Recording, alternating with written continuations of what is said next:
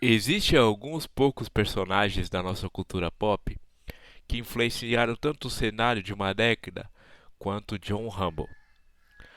Rambo pode ser visto como o ícone do cinema, como ícone de um personagem representativo de um ator que fez muito sucesso com filmes sobre guerra, sobre violência e explodir cenários e dar macacos para brasileiros.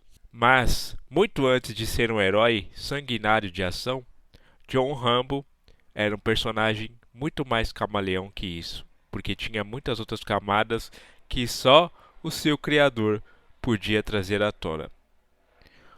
Bem-vindo ao canal O Mundo Dentro da Minha Cabeça. No vídeo de hoje, nós iremos explorar as origens de um personagem impactante da cultura pop, Rambo. Mas não só sobre os filmes, iremos falar sobre suas origens primárias. O seu livro, de 1972, escrito por David Morrell, que mostra que Rambo é muito mais do que um maluco sanguinário que derruba um helicóptero com uma metralhadora. Então, se você se interessa pela história da literatura e pela história da cultura pop, embarque comigo nesta viagem, pois o vídeo começa agora. Para entender as motivações que levaram à criação do personagem Rambo, nós temos que voltar um pouco na história americana. Os Estados Unidos sempre foi conhecido como a polícia do mundo, um país superpoderoso com investimento militar grandioso, com a desculpa de proteger o mundo e evitar conflitos. Foi assim que ele justificou sua participação numa das guerras mais vergonhosas da sua história, a Guerra do Vietnã. A Guerra do Vietnã foi um conflito que durou 20 anos, de 1955 a 1975. Foi um conflito entre pequenos países, o Vietnã do Norte e o Vietnã do Sul. O Vietnã do Norte era comunista e o Vietnã do Sul era apoiado pelos Estados Unidos, ou seja, capitalista. No contexto da Guerra Fria, em que duas potências sanguinárias, União Soviética e Estados Unidos, estavam degladiando para saber quem expandiria sua influência mais rapidamente ao redor do mundo, muitos pequenos países foram vítimas de suas maquinações, e não foi diferente no Vietnã. O objetivo americano no Vietnã era pedir o avanço do comunismo à influência russa num território que poderia ser estratégico para futuros ataques nucleares russos aos Estados Unidos, se assim eles quisessem. Os soldados enfrentavam as guerrilhas mortais no meio de uma florestas com um calor incrível, mosquitos que traziam doenças que eles não conheciam, falta de alimento, falta de higiene e falta de apoio popular. Porque a Guerra do Vietnã nunca foi popular entre os americanos, como foram as guerras antigas, como a participação dos Estados Unidos na Segunda Guerra Mundial e na Guerra da Coreia, que tem um contexto parecido com a Guerra do Vietnã, onde os Estados Unidos apoiou a Coreia do Sul, em contraposição à Coreia do Norte comunista apoiada pelos russos. Os resultados catastróficos da Guerra do Vietnã foram mais de 58 mil mortes de soldados americanos. Outras centenas de milhares voltaram com ferimentos físicos e mentais permanentes. Foi uma guerra que até o próprio Estados Unidos admite que perdeu, onde a sua influência e a sua moral foram totalmente rebaixadas e o Vietnã comunista saiu vitorioso e garantiu sua independência do Vietnã do Sul. E o mais cruel, ao retornar para casa, soldados foram hostilizados, chamados de assassinos ou perdedores. A guerra era impopular, a população não os queria de volta. Um dos grandes casos contra a Guerra do Vietnã foram os protestos estudantis, os movimentos hippies e o festival de rock de Woodstock, que pedia a paz global. presidente Richard Nixon, na época, perdeu popularidade e, acusado do escândalo de Watergate, logo foi deposto e substituído por Gerald Ford, que retirou as tropas do Vietnã, dando fim à guerra nos anos 70. Mas as cicatrizes da guerra não pararam por aí. Ao retornar para casa, os soldados se viram desempregados, desmotivados e odiados por grande parte da população, e também tinham que sofrer com uma nova doença. Essa doença era chamada de transtorno pós-traumático, ou em inglês Post-Traumatic Stress Disorder, ou PTSD, uma doença mental que infligia, principalmente aos retornantes da guerra do Vietnã, uma confusão mental, instabilidade em conviver em sociedade e certos casos de loucura extrema. John Rambo incorpora tudo isso. Ele também é um sobrevivente da guerra do Vietnã que volta para os Estados Unidos que o odeia e também sofre de PTSD. Os sintomas do PTSD incluem pesadelos e insônia, flashbacks vívidos, revivendo o trauma que sofreram na guerra, hipervigilância sempre alerta, explosões de raiva ou agressividade descontrolada, além do isolamento social. Rambo, tanto no livro quanto no filme, é um retrato desses sintomas. Quando preso injustamente e maltratado, ele entra em colapso. Aquela cela o transforma novamente num prisioneiro de guerra. Ele não volta do Vietnã. Ele trouxe o Vietnã para casa. Em 1968, o canadense David Morrell, então professor de literatura e jovem escritor na universidade, observava com atenção o retorno silencioso dos veteranos do Vietnã às ruas americanas. Inspirado em suas aulas sobre a tragédia clássica e sobre Frankenstein, ele escreveu First Blood, ou, numa tradução livre para o português, O Primeiro Ataque, que foi o título do livro publicado em 72 que introduziu o personagem John Rambo. O livro narra a história de John Rambo, um veterano errante que chega a uma cidadezinha do interior dos Estados Unidos e é confrontado pelo xerife Will Teasley, um veterano da Guerra da Coreia que teve muito mais sucesso do que a Guerra do Vietnã, pois acabou numa vitória americana e a supremacia da Coreia do Sul sobre a Coreia do Norte.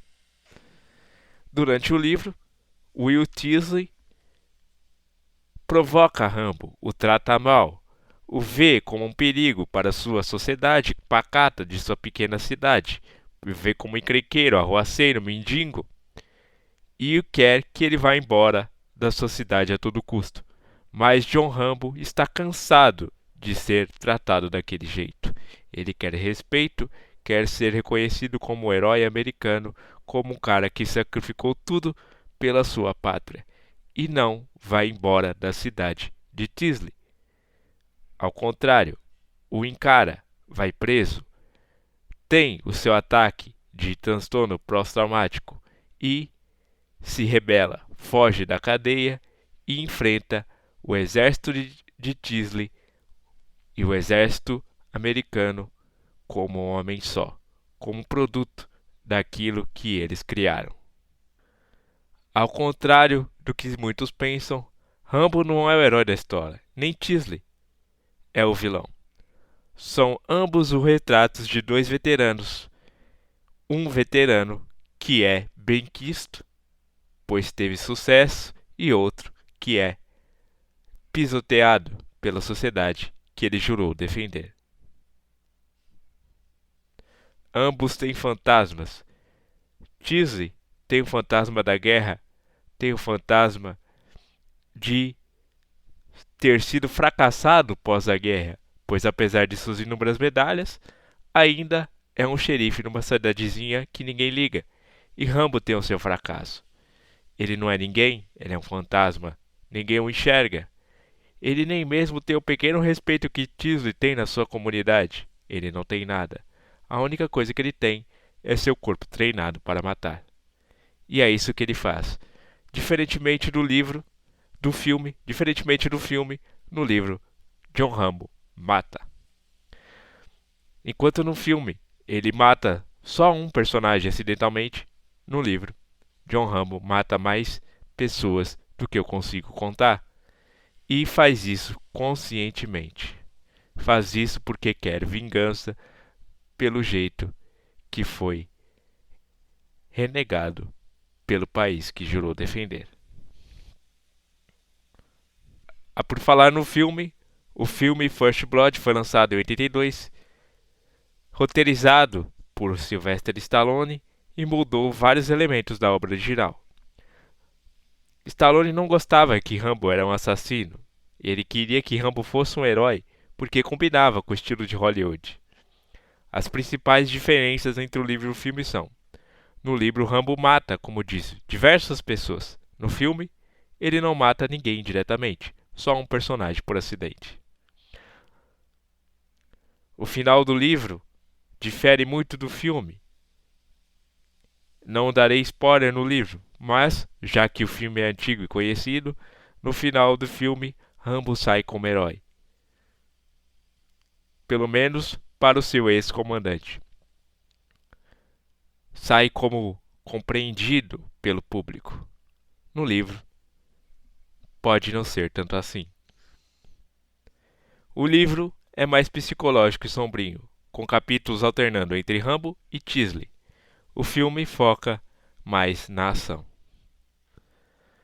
Sylvester Stallone, que também escreveu o roteiro, insistiu que Rambo vivesse, dizendo que ele não deveria morrer, porque já estava morto por dentro. Agora nós paramos para contar curiosidades sobre o filme que achei interessante. O filme de Rambo First Blood quase não aconteceu. O roteiro passou por mais de 20 versões e vários atores recusaram o papel, incluindo Al Pacino, que queria um Rambo mais insano, que combinasse mais com o livro. A primeira versão do filme tinha quase 3 horas e Stallone achou tão ruim que quis comprar os direitos só para impedir que fosse lançado. Após as edições pesadas e o foco na humanidade do personagem, o filme foi finalmente lançado e se tornou um sucesso. Uma curiosidade: a faca icônica de Rambo foi desenhada especificamente para o filme e se tornou um item cultuado. E mais, Richard Crenna, o Coronel Trautman, só entrou no elenco 2 dias antes das filmagens, após outro ator adoecer.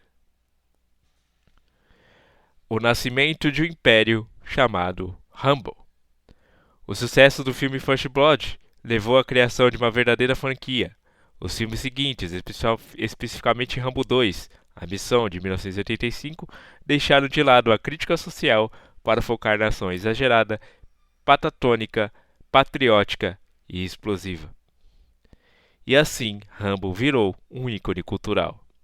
5 filmes ao longo de 40 anos. Além dos filmes, foram lançados desenhos animados nos anos 80, Rambo, The Force of Freedom, Os Guerreiros da Liberdade em português, que passava na TV Record e na Globo. E a partir do desenho, velhos bonecos, histórias em quadrinhos, games, camisetas, isqueiros, lancheiras, bandanas e, claro, a famosa arminha do Rambo. Rambo virou marca registrada, símbolo da masculinidade militarizada da era Reagan. Mas o que o autor do livro, David Morrell, acha de tudo isso? Ele gostou do primeiro filme, mas odeia o que Rambo se tornou depois. Ele escreveu as novelizações dos filmes para tentar trazer mais profundidade ao personagem, mas reconhece que perdeu o controle. Em entrevistas afirmou que Rambo virou um McDonald's da guerra, um produto padronizado, sem reflexão, que nada tem a ver com seu personagem original. Segundo Morrell, First Blood deveria ter sido uma advertência, acabou sendo romantizado. Hoje, mais de 50 anos depois, o livro e o filme foram traduzidos e passados infinitamente na nossa retina da cultura pop. Mas a pergunta continua: você conhece o verdadeiro Rambo? Aquele que representa o trauma, o abandono e a falha de um sistema corrupto. Ou só conhece o herói que explode tudo com uma metralhadora e uma faixa vermelha na cabeça? Talvez Rambo seja os dois, um símbolo da dor reprimida, mas também da fantasia e da força desenfreada. O mais trágico, talvez o próprio Rambo nunca tenha conseguido voltar para casa. A gravação desse vídeo veio porque decidi ler finalmente o livro First Blood de Rambo, mais do que ver os filmes de Sylvester Stallone. Fiquei sabendo que Rambo era um livro quando me veio uma sugestão de um vídeo no YouTube resenhando o livro First Blood. Fiquei surpreso que Rambo era muito mais denso do que um simples herói de ação. Fiquei surpreso que Rambo, mesmo que o primeiro filme trate disso, no livro é tratado como uma pessoa comum que tem seus problemas e suas dificuldades de relacionamento numa sociedade em que ele não se encaixa mais. Fiquei surpreso também de notar que Teasley e Rambo são mais parecidos do que pensam. Os dois são fracassados, como disse. Teasley é apenas um xerife de uma pequena cidade. Rambo é um ninguém. Um tem um potencial desperdiçado, o outro também. Rambo era o melhor soldado dos Boinas Verdes, treinados pelo Coronel Trautmann.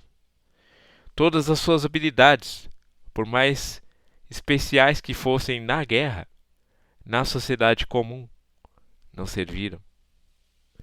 E isso não é novidade de Rambo. Em muitas épocas da história, grandes guerreiros, ao voltarem para casa, viram que essas habilidades guerreiras não serviam de nada na sociedade comum. Para um soldado, a paz é terrível. Para um soldado, a paz o deixa fraco. Será que é por isso que nós temos algumas pessoas que puxam o mundo para a guerra e nunca para a paz?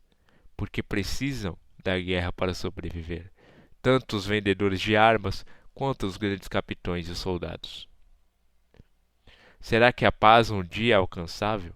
Será que o sacrifício de John Rambo, o sacrifício de vários outros soldados da vida real, um dia irá levar à paz? Ou só estamos num ciclo infinito de violência mercadológica, de violência física, para sustentar uma indústria que vive do assassinato humano e dos conflitos que deixam profundas marcas na nossa história? Esse foi o vídeo de hoje. Rambo é muito mais do que um livro ou um filme. É um testamento anti-guerra, anti-violência e propositor da paz. Através de seu personagem rústico, através de seu personagem assassino, através de seu personagem boina verde, cruel, Rambo nos ensina que a paz só pode ser alcançada se a nossa sociedade assim quiser.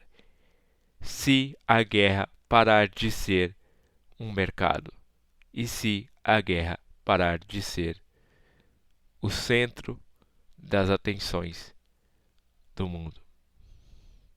A paz só virá assim que percebemos que a guerra, por mais benéfica economicamente que pode ser à primeira vista, ao longo do tempo, pode trazer muito mais dificuldades do que pontos positivos. Deixo vocês com essa reflexão. Aqueles que tiveram a oportunidade de ler o livro, por favor, peço que comentem o que acharam. E aqueles que assistiram o filme, têm boas lembranças de Rambo 1, Rambo 2, Rambo 3? Eu sempre gostei dos filmes de Rambo por serem entretenimento. Mas o primeiro filme me toca, principalmente na cena final, em que ele desabafa para o seu criador, para o homem que o treinou, Coronel Trautmann, que não aguenta mais viver numa sociedade hipócrita e dissimulada como a nossa. deixo vocês aqui. Obrigado por assistir ao vídeo. Te vejo no próximo. E também te vejo na próxima viagem.